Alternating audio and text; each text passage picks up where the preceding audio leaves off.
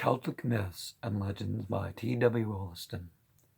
Chapter 8 Myths and Tales of the Cymry. The Wedding of Pwyll Rhiannon. Near to the castle of Narberth,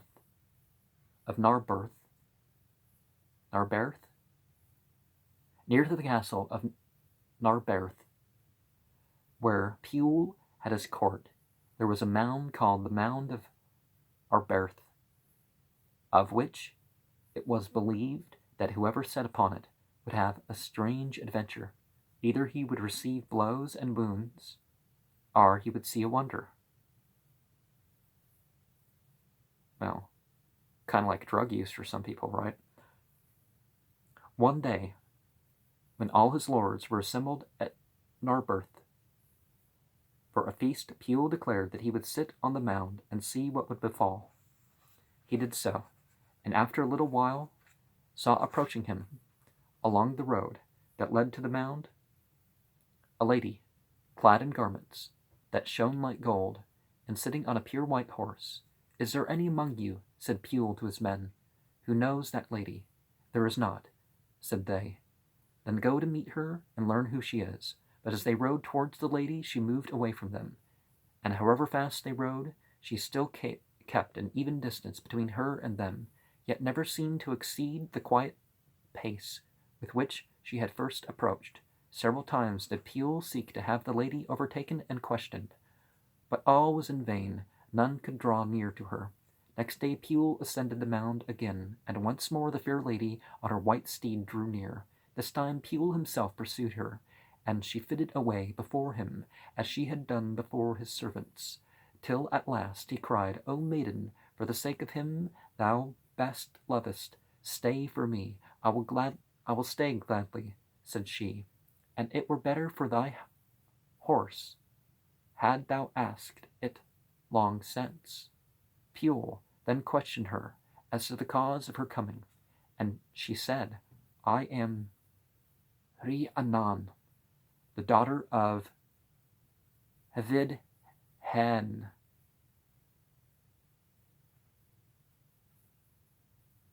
and they sought to give me to a husband against my will, but no husband would I have, and that because of my love for thee.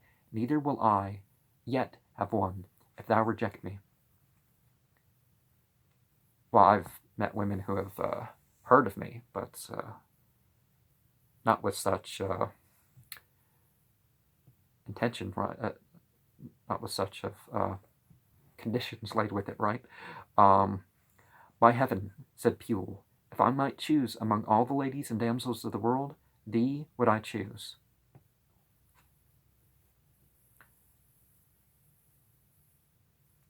Hen means the ancient, and it implies a hoary antiquity associated with a mythological tradition.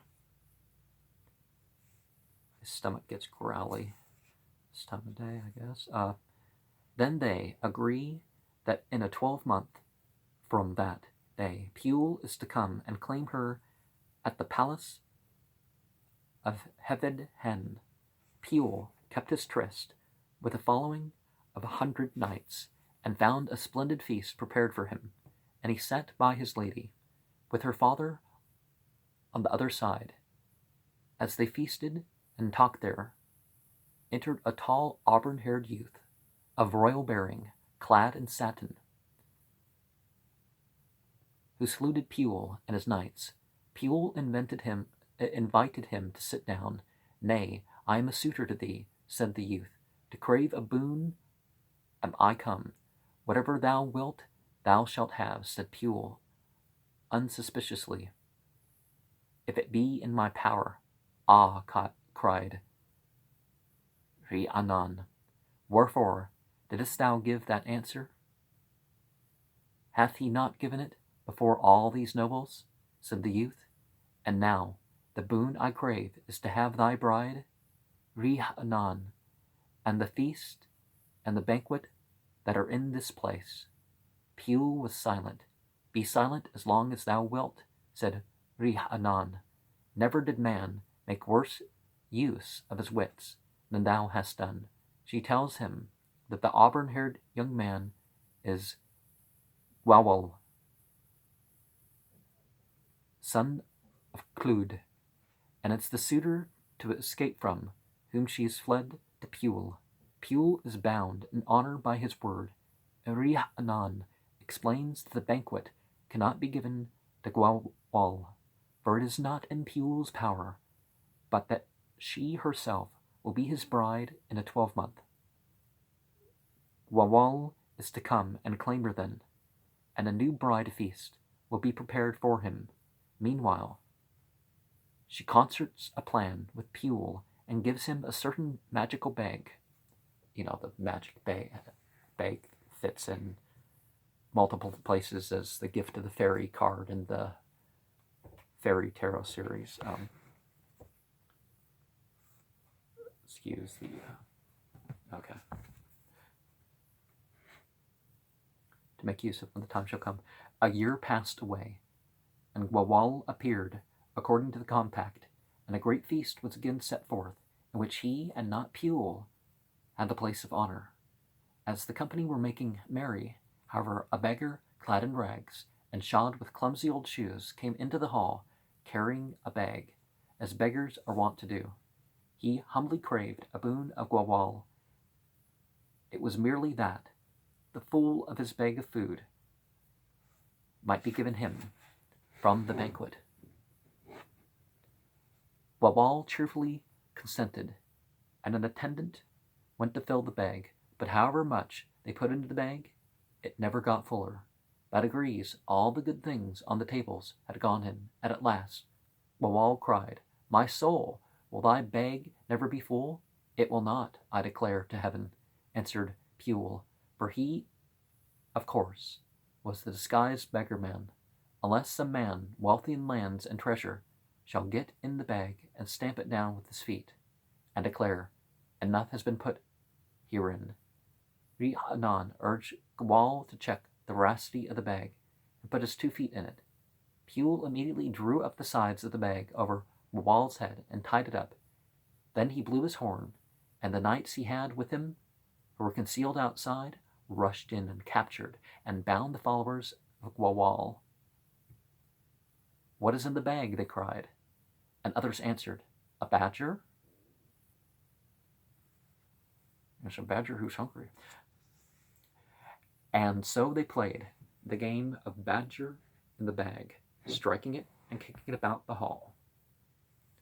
At last a voice was heard from it. "Lord," cried Pwyll, "if thou wouldst but hear me, I merit not to be slain in a bag." "He speaks truth," said Hen. So an agreement was come that Pwyll should provide means for Pwyll to satisfy all the suitors. To satisfy all the